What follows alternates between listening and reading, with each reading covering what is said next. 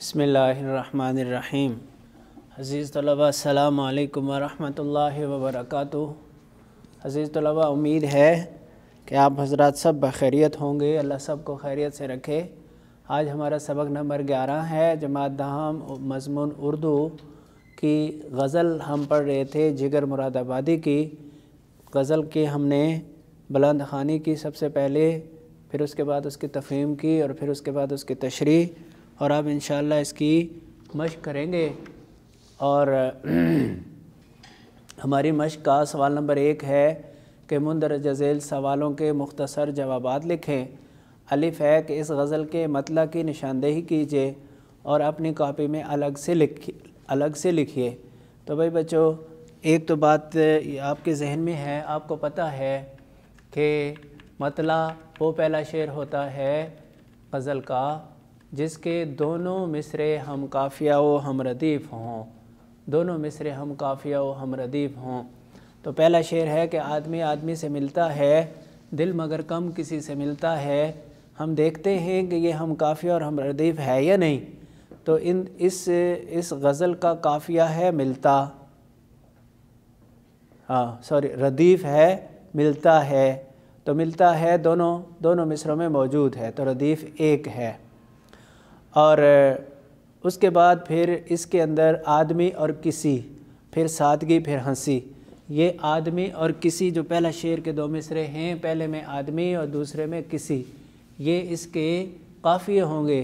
تو یہ ہم قافیہ بھی ہے اور ہم ردیف بھی ہے، اس لیے ہم کہیں گے کہ غزل کا پہلا شعر یہ غزل کا مطلع ہے۔ اور بے ہے کہ پھولوں کا رنگ ہنسی سے ملنے کا مفہوم واضح کیجیے۔ پھولوں کا رنگ ہنسی سے ملنے کا مفہوم یہ ہے کہ جس طرح پھولوں کا رنگ دیکھنے والوں کی آنکھوں کو فرحت بخشتا ہے اور دل و دماغ کو تازگی عطا کرتا ہے اور خوبصورت لگتا ہے، اسی طرح بقول شاعر اس کی محبوبہ کی ہنسی بھی یہی کام کرتی ہے۔ پھولوں کا رنگ ہنسی سے ملنے کا مفہوم یہ ہے کہ چونکہ پھولوں کا رنگ انسان دیکھنے والے کی آنکھوں کو فرحت بخشتا ہے اور دل و دماغ کو خوبصورت اور اچھا معلوم ہوتا ہے، اور بقول شاعر کے اس کے محبوب کی ہنسی کا رنگ، اس کی محبوب کی ہنسی بھی آج ایسی ہی خصوصیات والی تھی، اس لیے اس نے کہا کہ پھولوں کا رنگ ہنسی سے ملتا ہے۔ جیم، ہوش اور بے خودی کے ملنے سے دنیا کے کاروبار کیسے سنورتے ہیں؟ جب آپ کے کام کے اندر عقل بھی استعمال ہو رہا ہوگا اور اس کے کام کرنے میں آدمی والہانہ جذبات بھی شامل ہوں گے، تو جان توڑ کر کام کرے گا آدمی اور عقل مندی ساتھ شامل رہی تو وہ کام سنور جائیں گے۔ دال ہے، مطلع میں کس حقیقت کی طرف اشارہ کیا گیا ہے؟ مطلع میں اس حقیقت کی طرف اشارہ کیا گیا ہے کہ آدمی کی ملاقات ان گنت لوگوں سے ہوتی ہے، لیکن دوستی چند ایک سے یا 1-2 سے ہی ہوتی ہے۔ ہے 5ویں شعر میں مل کر نہ ملنے سے کیا مراد ہے؟ پہلے ملنے سے مراد ملاقات ہے اور دوسرے ملنے سے مراد دوستی ہے۔ تو 5ویں شعر میں مل کر نہ ملنے سے مراد یہ ہے کہ ملاقات تو ہوتی ہے لیکن دوستی نہیں ہوتی۔ مندرجہ ذیل الفاظ کو جملوں میں اس طرح استعمال کیجیے کہ ان کی تذکیر و تانیث واضح ہو جائے، تذکیر و تانیث واضح ہو جائے۔ تو بھائی بچوں، پہلا ہے آدمی، تو کیا جملہ اس کا ہوگا کہ اس کی تذکیر و تانیث واضح ہو جائے؟ ذرا اپنے ذہن سے جملہ بنانے کی کوشش کیجئے۔ جی، آدمی سے ملتا ہے، اور دل بھی مذکر ہے نا، لیکن دل کسی ایک آدھ سے ہی ملتا ہے۔ آدمی کئی آدمیوں سے ملتا ہے، ایک جملہ، لیکن دل کسی ایک آدھ سے ملتا ہے، دوسرا جملہ۔ ستم، یہ بھی مذکر ہے۔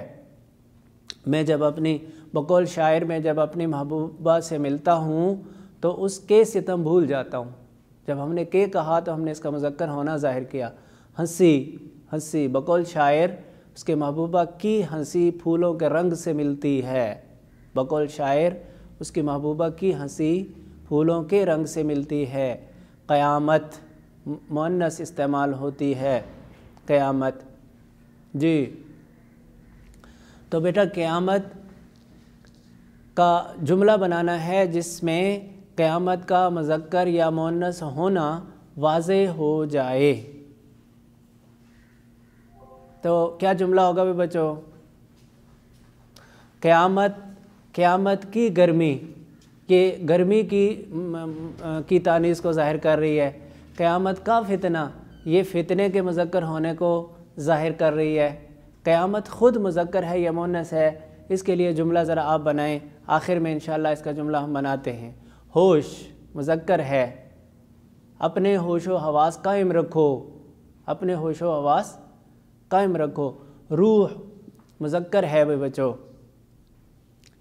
مؤنث ہے، سوری کیا ہے؟ مؤنث ہے۔ انسان کی روح اس وقت پرواز کر جاتی ہے جب اس کی موت کا وقت آ جائے۔ ہمسائیگی، دل کو دل کی ہمسائیگی سے، دل کی ہمسائیگی سے روح کو محبت کا مزہ ملتا ہے۔ دل کی ہمسائیگی سے روح کو محبت کا مزہ ملتا ہے۔ اب ہم نے کے اور کی دونوں کیوں لائے؟ کیونکہ ہم یہ بتانا چاہتے ہیں کہ ہمسائیگی بتانا چاہتے ہیں کہ ہمسائیگی یہ مؤنث ہے، اس لیے دل کی ہمسائیگی کو، یعنی ایک دل دوسرے دل کا ہمسایہ ہو جائے تو دل کی ہمسائیگی سے روح کو مزہ ملتا ہے۔ قیامت آنے والی ہے بھائی بچوں، قیامت آنے والی ہے۔ اب آپ کو پتہ چلا قیامت مؤنث ہے یا مذکر۔ سوال نمبر 3 ہے کہ مندرجہ ذیل شعر کی تشریح کیجئے۔ ہم بھائی بچوں تشریح ہم نے ہر شعر کی کر لی، اور اس کو مزید سمجھ لو کہ مل کے بھی جو کبھی نہیں ملتا ٹوٹ کر دل اسی سے ملتا ہے۔ مل کے بھی جو کبھی نہیں ملتا ٹوٹ کر دل اسی سے ملتا ہے۔ ملاقات کر کے بھی جو دوستی کا ہاتھ نہیں بڑھاتا تو دل بےتاب ہو جاتا ہے اس پر کہ وہ اسے ضرور اس کے ساتھ دوستی کرے۔ دل بےتاب ہو جاتا ہے، دل کے اندر والہانہ جذبہ آ جاتا ہے کہ وہ اس کے ساتھ ضرور دوستی کرے۔ ایک آدمی آپ سے ملاقات کرتا ہے اور ملاقات کرنے کے بعد وہ چلا جاتا ہے اور آپ سے دوستی کا ہاتھ نہیں بڑھاتا، مزید آپ کے پاس وہ رہتا نہیں، آپ سے وہ بات نہیں کرتا، تو آپ کا دل ایک دن ضرور ایسے جذبات سے لبریز ہوگا کہ جو آپ کو مجبور کریں گے کہ آپ اسے پکڑ لیں اور اس سے بات کریں اور اسے بتائیں اور اسے پوچھیں، اور اسے یہ بھی پوچھیں کہ بھائی کیا وجہ ہے کہ آپ اتنے دن سے مجھے مل رہے ہو، اور سلام کیا، جواب دیا، ہاتھ میں لایا اور چل دیے، اور آپ کبھی نہ بیٹھتے ہو، نہ بات کرتے ہو، نہ تعارف کرتے ہو، کیونکہ بات تعارف سے شروع ہوتی ہے۔ تو ضرور اس طرح کے جذبات آپ کو مجبور کریں گے کہ آپ اس سے یہ باتیں کریں۔ یہ مطلب ہے مل کے بھی جو کبھی نہیں ملتا ٹوٹ کر دل اسی سے ملتا ہے۔